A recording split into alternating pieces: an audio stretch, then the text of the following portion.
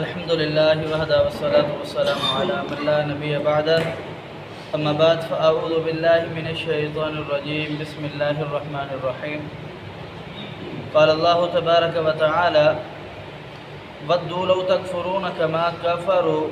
فتكونون سواء فلا تتخذوا منهم أولياء حتى يهاجروا في سبيل الله فإن تولوا فخذوهم واقتلوهم حيث وجدتموهم ولا تتخذوا منهم وليا ولا نصيرا۔ وہ چاہتے ہیں، پیچھے منافقین کا ذکر ہو رہا ہے، انہی کا تذکرہ ہو رہا ہے کہ فرمایا منافقین چاہتے ہیں لو تکفروا کہ تمہیں وہ کافر بنا دے یا تم کفر میں لوٹ جاؤ، کما کفروا جس طرح انہوں نے کفر کیا۔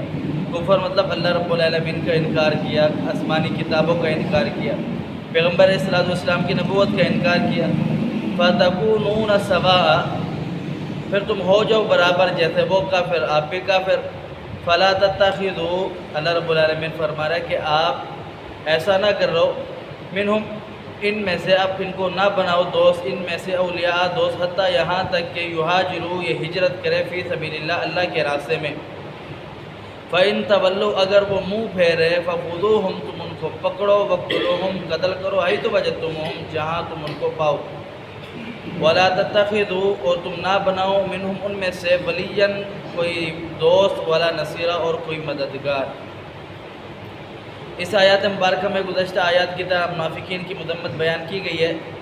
کہ منافق ایسا گروہ تھا جو اسلام کا نام لے کر کے اسلام کے اندر گھس کر کے اسلام کو بدنام کرنا چاہتا تھا، اسلام سے لوگوں کو بیدار کرنا چاہتا تھا۔ منافق اسے کہا جاتا ہے کہ جو آپ کے سامنے ہو تو وہ کہے کہ آپ میرے لیے قابل عزت قابل احترام ہیں، میں آپ کا وفادار ہوں، میں آپ کے لیے جان قربان کر سکتا ہوں، بڑے بڑے دعوے کرے، لیکن جب آپ سے ہٹے آپ کے دشمن کے پاس جائے اور کہے کہ یہ میں ان کے بڑا دشمن ہوں اور آپ کے راز دوسروں کو دے، اسے نفاق اور منافق کہا جاتا ہے۔ اس کی رسول اللہ صلی اللہ علیہ وسلم نے مختلف نشانیاں بیان فرمائی ہے۔ فرمایا کہ یہ جو منافقین ہے یہ ان کی نشانیوں میں سے نشانیاں یہ ہے، بات کرتے ہیں تو بات پر جھوٹ بولتے ہیں، جب کسی سے ان کی لڑائی اور بحث ہو جاتی ہے تو پھر یہ گالیاں نکالنے کی کوشش کرتے ہیں، اگر کوئی ہاتھا پائی ہو جائے تو یہ چہرے کے اوپر مارتے ہیں، یہ منافقین کی نشانی ہے۔ اس آیات میں رب تعالیٰ نے بیان فرمایا کہ اے مسلمانوں یہ چاہتے یہ ہیں کہ جس طرح یہ خود کافر ہیں، ضلالت اور گمراہی کے اندر دسے ہوئے ہیں، یہ آپ کو بھی اپنا جیسا کر دے، آپ ان سے بچیں،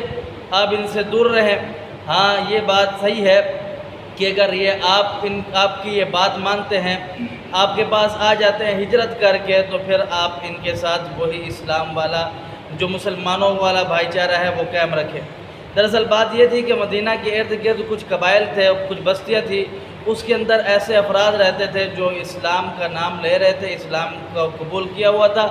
لیکن اندر کافروں کے